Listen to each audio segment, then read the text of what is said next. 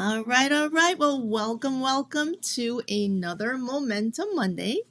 And I hope you've had a good week last week and you have a great week ahead of you. And so, thank you for joining me, Emily McHugh, your supercharged coach, helping entrepreneurs save energy and time while growing their business to avoid the burnout. So many entrepreneurs burn out before they even can light their fire. So, welcome. And so today we're going to be talking about 3 lessons that we can learn from Napoleon himself. I have been reading a book called, let me show it. Here's my book, Napoleon book. And I probably mentioned this, I think, a few weeks ago. This is my big book that I'm reading right now. And this book, it's called Napoleon, A Life by Andrew Roberts, also the author of Churchill. It is like a 800 and something page, 926 page book. And so what I started to do is I started to read it in the beginning. I kind of was eager to see the end, read the end, reading back from both sides. Anyway, there are many lessons that we can learn from Napoleon for entrepreneurs, and I'm going to share 3 of them with us today.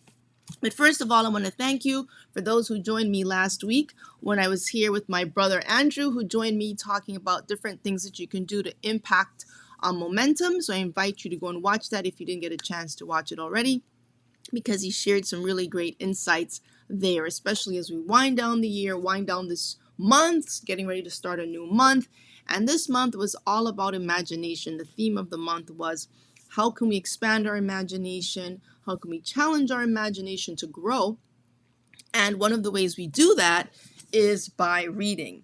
So as I read this book, and I don't know if any of you, I know we've all heard of Napoleon, but we may have different ideas about him based on what we've heard or seen, but maybe not what we've read. So if you've read this book, please do let me know. But it's a really fascinating story. It's a fascinating life, and it's hard to summarize in 3 things or 2 things or anything, but that's what I thought I would do today, was really distill the essence. And everywhere I turned, I kept seeing things from Napoleon. I picked up this magazine, saw this picture of Napoleon, this old magazine from the 80s, and it's actually about a violin, sound of a violin. Anyway, and all these things. So let me dive right into the first thing. So one of the things Napoleon was known about, first of all, he was a famous French general, just for a little bit of background, in the, in the 1700s into the 1800s, late 1700s into the 1800s. And he pretty much is responsible for modern day France on many levels and modern day Europe.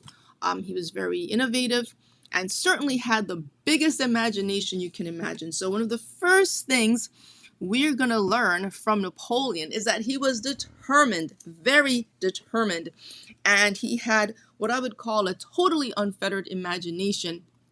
He did not allow anything to really hold back his vision for what he thought France could be, what he thought Europe could be. And he exercised certain means that I don't think we would really approve of. And I'm not certainly here to promote some of the things that he did. But I'm here to say that when the human mind is determined to do something, it is amazing what you can achieve. You can cross desert sands and mountain ranges and all kinds of things in the face of a determined goal. So when you think of your business, being determined to succeed, being determined to grow your business, being determined to do what is necessary for your business to thrive or even get started, and having that really single-minded focus is truly what it takes to achieve anything really worth achieving, that determination. So he certainly had that in abundance and in spades. The second lesson we can learn from him is that he was very decisive. He was decisive. Once he made up his mind to do something, he was doing it, period. Even though, now I'm going to share some of the downsides of this in a moment, but being decisive is really important. You have to make a decision. Sometimes we sit there and we hesitate between 2 opinions. We halt between 2 opinions, but we don't go forward. And so one of the things that Napoleon certainly did was made his decisions. And sometimes, we can, okay, as I said, I will get into that in a moment, but you have to be decisive, especially in a time when there's so many choices. And it gets very hard to make decisions sometimes because there's so many pros and cons, but you have to narrow it down. You have to distill it and really get to the crux of the matter. And the third thing that we can learn from him, from Napoleon, is that he was very detailed. Was very detailed and very detail oriented. As a matter of fact, he's what you would call maybe the ultimate micromanager, because he really paid attention to the details like no one else, and nothing escaped his attention. And so when you see these 3 tips, and let's recap them really quickly here for us, that the 3 key lessons we can learn from Napoleon is that he was determined, decisive, and detailed. However, it is these very 3 things, these 3 characteristics about him which made him so great and venerable through the ages, are the same 3 things that kind of brought him down and led to his downfall. So let me share a little bit about that. So being determined.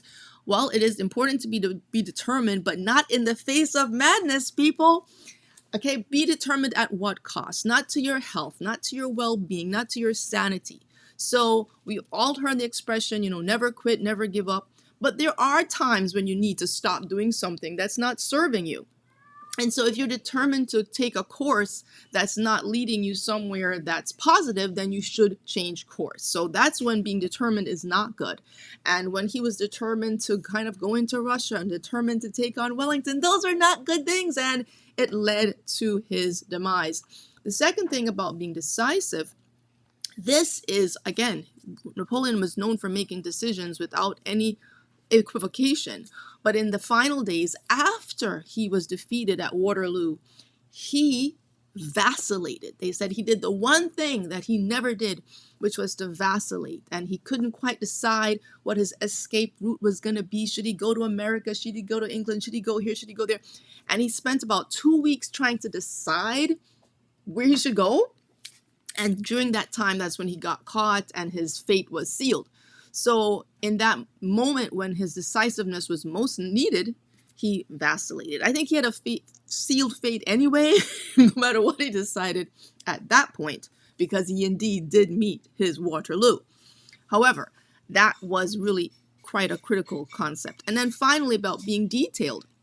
So for someone who noticed, the every badge someone had on, or every detail of the curtain fringe and all of these things that never didn't escape his notice, he kind of overlooked the fact that the tides were changing for him, that things were going in a different direction, and had he indeed he needed to change course. So that was a very important detail that he chose to ignore. So when you are working on your business, we want to, number one, be determined about what will move you forward, be decisive about what will move you forward in a beneficial way to you. And finally, don't overlook the details. As they say, the devil are in the details, and if you do not pay attention to them, guess who's going to take over? So we have to be mindful of our books, our bookkeeping, our year-end wrap-up as we're winding things down, and we're going to spend some more time on that as we kind of go forward here, and how to plan. Napoleon was a master administrator.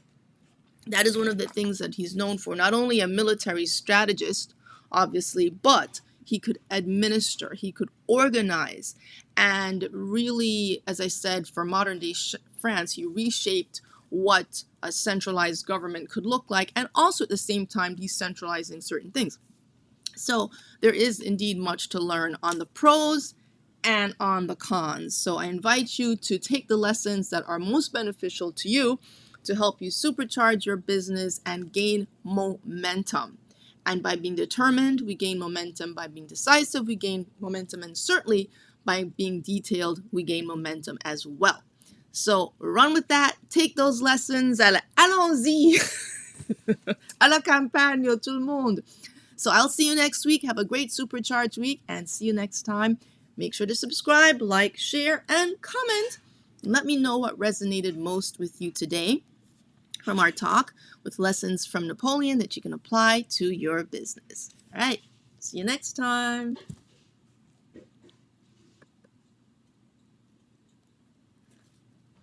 And stay supercharged.